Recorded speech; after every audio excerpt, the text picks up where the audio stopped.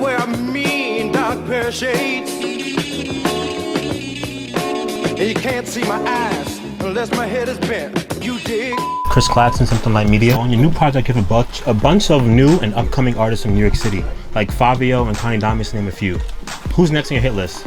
Who's next? Who's next? What up and coming New York City artists do you want to work with next? Well, right now, I think I'm occupied with all of the youngsters that I'm dealing with right now. I honestly, I don't know who's next. It depends who catches my attention. It depends who somebody pull my coattails too, or, you know what I mean? But right now, I'm kind of loaded with brand new artists that I'm working with. Shouts to Connie Diamonds, shouts to Presser, shouts to Peso, shouts to Pap Chanel, Yellow Tape, Nux, Solid Baby. Like, it's just a lot of artists. Shouts to Dusty Locane for participating. Shouts to OP. OP is dope, man. He got one of the more energetic records on there.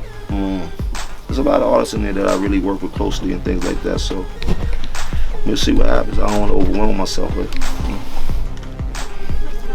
All right, next up. All right, so CClaxton, something like media. What's up? In an old interview with Complex, you quoted Rakim, "You were a fiend before you became a teen." From the microphones to the cones of ice cream. Right, that's a fact. But in your case, a music fiend. So this day, are you still a music fiend? You have a lot of things going on, a lot of different, businesses, but are you still a music fiend? Not like I used to be. It changes as you get into the space and you become an artist and you kind of get wrapped up in your artistry and try to become the best artist you can. There was a part of my life where I was an absolute fanatic of hip hop. I wanted to learn and figure out everything that had to come with it, from collecting all Source magazines to the Vibe magazines, to even in elementary school when you had the Right On magazines and stuff like that the girls used to come to the class with. And I just was in love with rap music. I was in love with what the rappers did for me, how they was looking, how they made me feel. All in all, I feel like it's just a reflection of what was going on outside my doorstep with all the hustlers looking good and jewelry and cars and shit like that. And it was like, rap kind of put the hustler lifestyle on steroids.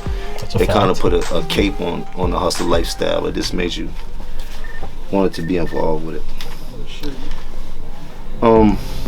Shit, I just lost track of the whole question. You started thinking about. Are you still am music fiend? Am I still yes, a thing? Yes, yeah, sir. Not like I used to be. I definitely knew more than the average person about hip hop music and hip hop artists.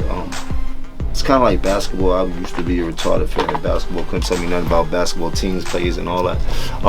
I couldn't tell you too much about basketball right now. I can tell you about the fundamentals and what I see through the news, and I can articulate because I'm smart and I know how to play ball, but it's not the same anymore. You heard? I feel that. Thank you. I appreciate it.